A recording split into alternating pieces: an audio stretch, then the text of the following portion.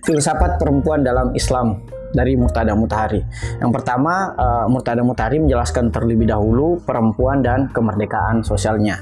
Bahwa Islam, perempuan itu diberikan kemerdekaan untuk menentukan masa depannya. Dalam hal ini, baik itu di pekerjaan dan utamanya tentunya dalam pilihan jodoh. Kenapa? Karena dalam Islam kita paham bahwa pasangan kita bukan hanya menemani kita di dunia saja, tetapi juga sampai kepada akhirat. Bahkan dalam beberapa literatur disebutkan, misalnya dalam buku Miftaih Rahmat yang sudah diresensi juga oleh salah satu resensor, dalam hal ini Halimah, di situ disebutkan bahwa perempuan itu dan laki-laki dan pasangannya tentunya akan bertemu kembali atau reuni di surga. Ini bahasa Jaludin Rahmat misalnya dalam buku Madrasah Ruhaniyah. Jadi kita akan reuni kembali dengan keluarga-keluarga kita. Sehingga penting kiranya bagi kita untuk menentukan sendiri siapa yang paling relevan dengan kita, siapa yang paling cocok dengan kita. Jodoh kan sinonim dengan kata cocok atau relevan atau sesuai, sehingga perempuan itu berhak menentukan masa depannya, specifically masa depan pemilihan pasangannya. Nah, tetapi yang dilarang dalam Islam adalah satu, menikahkan sebelum lahir. Jadi ada beberapa riwayat yang menunjukkan bahwa ada beberapa sahabat yang berjanji atau bernazar bahwa barang siapa yang membantuku di perang ini, memberikanku tombak dan sebagainya, saya akan menikahkannya dengan putriku ketika nanti putriku lahir. Walhasil berselang beberapa tahun kemudian putrinya telah lahir dan besar. Seorang sahabat yang membantu tersebut meminta janji dari seorang sahabatnya tersebut. Walhasil terjadilah polemik yang kemudian diadukan kepada Rasul. Rasul menganggap bahwa nazar tersebut adalah nazar yang tidak benar atau terlarang, sehingga menikahkan sebelum putrinya lahir itu sesuatu yang terlarang. Yang kedua, bertukar anak. Ada juga riwayat-riwayat dalam Al-Quran yang merujuk kepada kecenderungan para sahabat untuk menukarkan anaknya. Dan ini juga sangat jamak kita dapati dalam masyarakat Arab pra-Islam. Jadi menukarkan anak, misalnya saya dengan teman saya kemudian berjanji bahwa kalau ada anak perempuan saya dan ada anak perempuan kamu, kita nikahkan satu sama lain dengan anak laki-laki kita. Sehingga ya dengan kata lain ini adalah pertukaran anak. Ini juga sesuatu yang terlarang dalam Islam. Nah, termasuk pula yang terlarang dalam Islam adalah memaksa pernikahan. Nah, dalam suatu riwayat disebutkan seorang perempuan mengadu kepada Rasul, "Ya Rasul, ayah saya ingin menikahkan saya dengan sepupu saya atau anak dari saudara ayah saya tersebut." Kata Rasul, "Ya tidak apa-apa, silakan menikah dengannya." Kemudian si perempuan ini bertanya, "Tapi dia tidak meminta persetujuan saya." Walhasil Rasul mengatakan bahwa itu tidak benar. Kamu bisa memilih pasangan yang padanya kamu setuju terhadapnya. Nah, walhasil si perempuan mengaku, "Sebenarnya Rasul, saya menyukai sepupu saya ini. Yang saya tidak sukai dari cara orang tua saya adalah perjodohannya yang tanpa meminta konfirmasi dari saya." Ini membuktikan bahwa orang tua dalam merekomendasikan pasangan bagi anaknya itu tidak apa-apa selama meminta konfirmasi atau persetujuan dari anaknya. Nah, di buku ini juga dijelaskan, bahkan dalam buku Kiat Memilih Jodoh Ibrahim Amini ataupun Kiat Memilih Pasangan, di situ disebutkan bahwa jika perempuan dia sudah janda, itu tidak perlu lagi meminta izin kepada orang tuanya, karena sang janda sudah dianggap dalam tanda kutip berpengalaman untuk membina rumah tangga.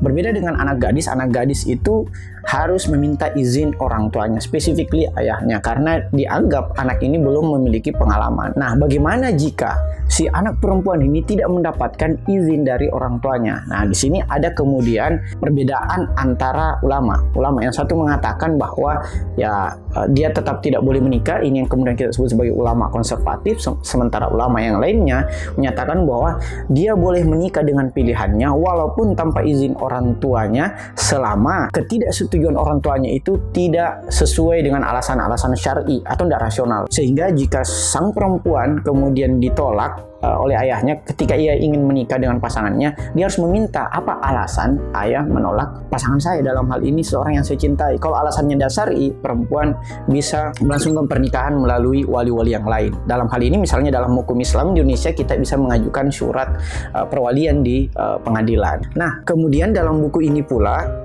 Murtada Mutahari menjelaskan tentang tantangan-tantangan zaman dan bagaimana Islam menghadapinya. Nah, sebenarnya kata Murtada Mutahari pula bahwa pembahasan ini agak kurang relevan dengan tema perempuan secara khusus, tetapi masih memiliki kaitan satu sama lain.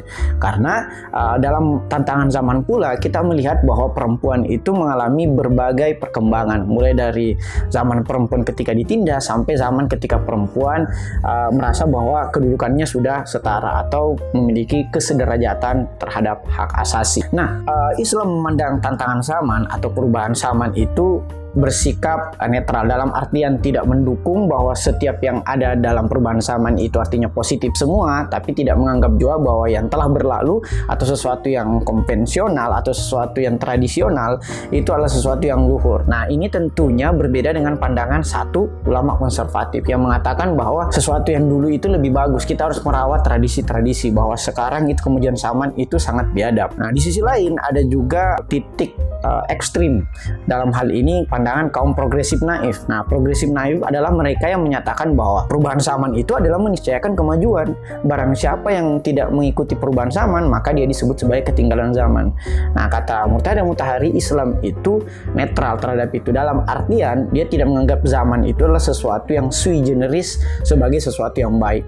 Karena perubahan, kata Murtada Mutahari dalam bukunya yang lain, misalnya Fitrah, menyebutkan bahwa perubahan tidak selamanya membawa kepada kemajuan. Bisa saja perubahan itu membawa kepada kemunduran. Nah, mengapa sih Islam kemudian masih tetap bisa fleksibel terhadap setiap tantangan zaman? Setidaknya yang saya garis bawahi di sini ada 3. Yang pertama, Islam mendahulukan esensi ketimbang kulit atau ketimbang formalitas, atau apa yang oleh Gus Dur sebut sebagai sesuatu yang legal formal, sehingga esensi ajaran Islam itu masih tetap terjaga sembari menyesuaikan dengan format-format setiap zaman. Yang kedua, yang membuat Islam terus dapat beradaptasi dengan tantangan zaman adalah hukum Islam itu membagi dua. Dalam hal ini ada sesuatu yang permanen kemudian dipadankan dengan hukum-hukum yang sifatnya permanen pula.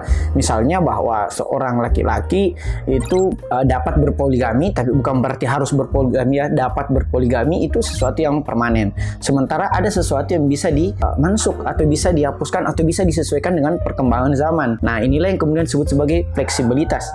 Selama kasus-kasus tersebut adalah kasus-kasus yang sifatnya fleksibel, bukan kasus yang sifatnya yang memang mendasar. Nah, yang ketiga yang membuat Islam masih terus relevan dengan tantangan zaman adalah adanya proses ijtihad dalam istinbat hukum di dalam Islam. Ijtihad itu adalah penalaran yang dilakukan seorang mujtahid untuk menarik suatu kesimpulan-kesimpulan hukum. Nah, inilah 3 alasan mengapa Islam terus relevan dengan zaman. Berbeda misalnya dengan agama lain yang melarang praktik penalaran individu yang mendasarkan hanya kepada textbook dalam artian kitab-kitab mereka masing-masing. Nah, status manusia perempuan dalam Al-Quran itu kemudian dijabarkan lebih lanjut oleh Murtada Mutahari di bab 3 bukunya tersebut. Yang pertama, ia menjelaskan dulu bahwa Aristoteles memandang perempuan, termasuk Platon, memandang perempuan itu adalah sesuatu yang tidak sempurna atau makhluk yang tidak sempurna. Misalnya Plato menganggap bahwa saya bersyukur lahir di Yunani, di mana di sebagian lainnya itu masih mengalami perbudakan, dan saya juga bersyukur terlahir sebagai laki-laki karena perempuan itu dianggap memiliki hak-hak yang tidak setara dengan laki-laki. Bahkan lebih buruk daripada itu, pandangan Aristoteles menyatakan ini kita harus mengkonfirmasi juga lah, apakah ini betul-betul teks yang ditulis oleh Aristoteles atau penerjemahannya yang keliru. Aristoteles menganggap bahwa perempuan adalah setengah dari manusia atau setengah dari laki-laki, sehingga perempuan itu adalah manusia yang tidak lengkap. Nah, sementara pandangan modern dalam hal ini liberalisme barat menganggap bahwa sekarang adalah era di mana perempuan itu mengalami perkembangan. Liberalisme modern dalam artian membagi tahap-tahap perkembangan perempuan ke dalam 4 zaman. Zaman yang pertama adalah zaman komunal, di mana perempuan itu masih sangat bebas dan laki-laki juga bebas, yaitu masyarakat pengumpul. Ya, seseorang bisa melakukan komunisme seksual dalam artian istrimu istriku, suamimu suamimu. Sementara yang kedua, zaman di mana perempuan ditindas. Nah, ini ia rujuk kepada zaman-zaman agama-agama ketika perempuan itu harus ditaruh di rumah-rumah dan kemudian laki-laki bisa menggunakan akses haram-haram. Haram itu artinya laki-laki memiliki banyak perempuan atau selir-selir.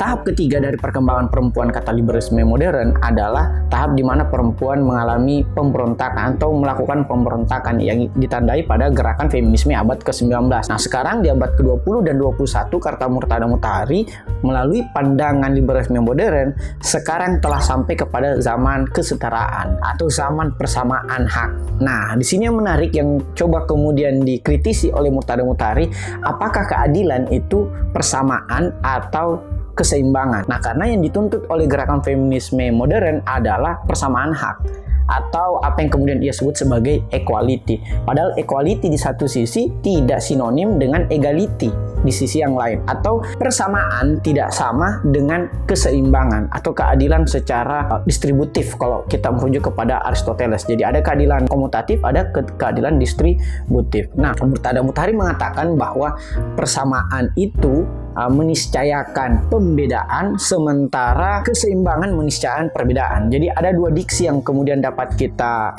perhatikan di sini, bahwa tidak semua perbedaan atau tidak semua diferensiasi itu sama dengan pembedaan atau diskriminasi.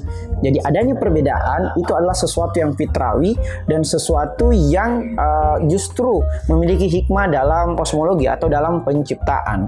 Nah, inilah yang kemudian mendasari Murtada Mutahari mengatakan bahwa perbedaan bukanlah pembedaan. Adapun perbedaan antara perempuan dan laki-laki dalam literatur Islam adalah satu, perbedaan biologis, bahwa dari aspek biologis mulai dari aspek penciptaan sampai kepada kembalinya kepada eskatologi nanti, memang perempuan dan laki-laki memiliki perbedaan.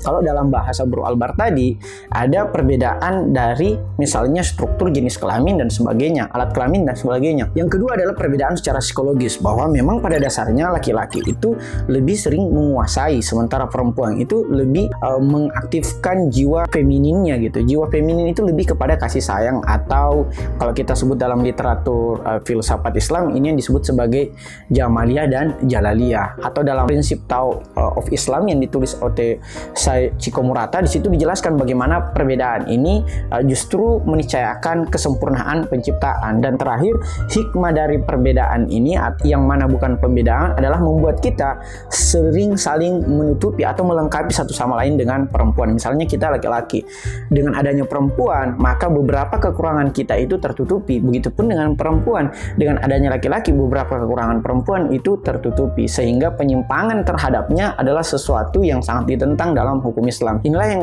pada resensi lalu kami bahas tentang penyimpangan seksual dalam Al-Quran, yang dilarang dalam Al-Quran, sampai kepada etika seksual yang juga ditulis oleh Murtada Mutahari. Sekira itu pengantar buku dari filsafat perempuan dalam Islam. Terima kasih. Wassalamualaikum warahmatullahi wabarakatuh. Ada pertanyaan?